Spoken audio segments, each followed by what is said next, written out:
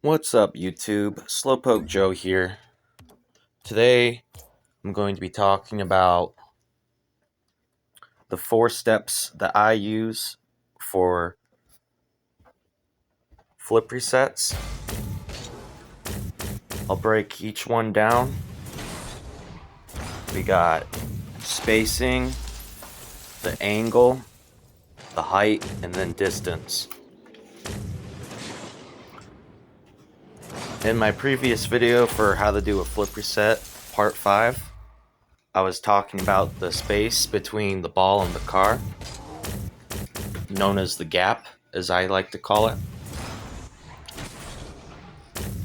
In this video, I wanted to put more emphasis on the angle, not to be confused with the flip reset angle when you use air roll or your left joystick to move left or right to get a better angle to get a reset. I'm talking about the actual angle from where the ball is facing. So you have the gap, and then you have the angle of the gap.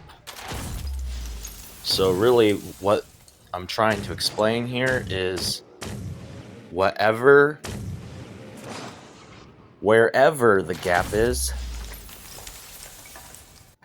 if you follow that parallel line, whatever it's facing, whether it be the wall, the backboard, the net, that's the angle.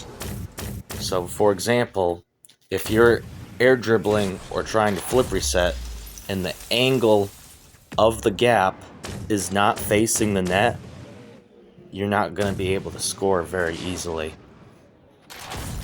So ideally, when you're setting up the ball, you want to make sure that when you have that gap, you want that gap to be pointing directly towards the net.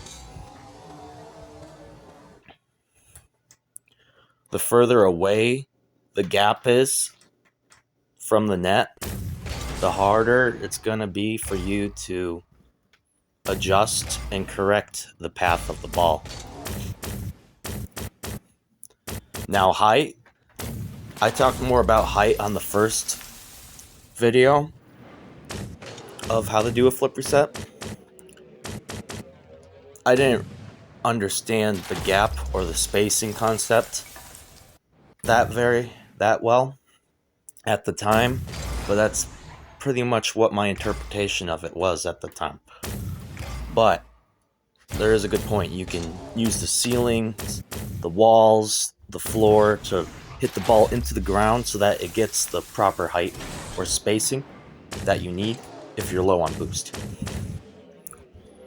Now, distance, I haven't really talked about in any of the flip reset videos, but it's just how far back your setup is. Usually, the closer you are to the net, the easier it's going to be because there's less distance to cover, which makes sense.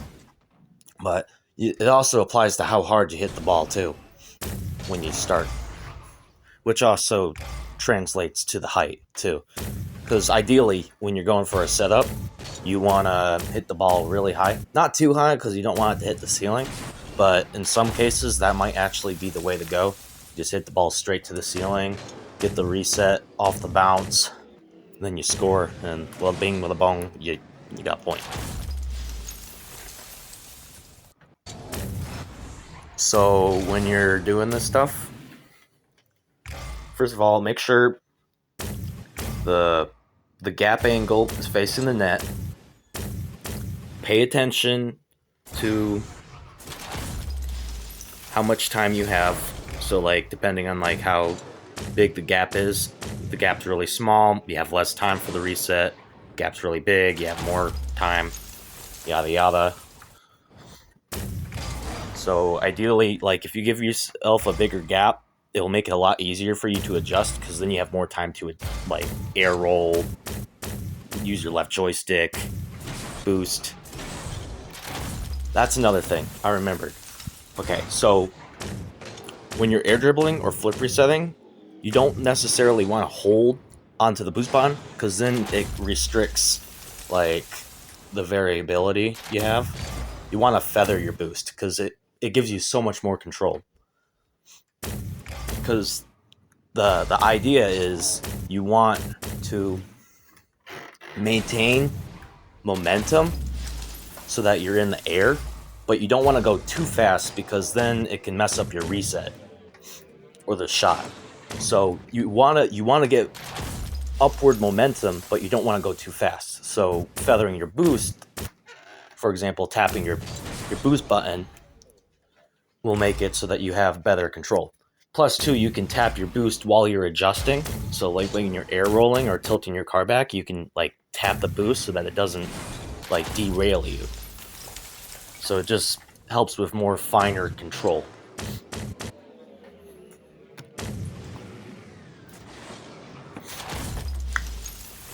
Okay, I think that's everything covered. But yeah, again, I'll just say it one more time. Focus on the gap. Make sure the angle of the gap is facing towards the net. And concentrate on how much space you have so that you can adjust accordingly with the feathering technique and the previous flip reset techniques I've explained in the past videos. Flip resets require a lot of concentration and focus. So make sure to pay attention to the gap every time you do it. Because over time, it'll just become subconscious and you won't really have to think about it anymore. And you'll just be him. Thanks for watching.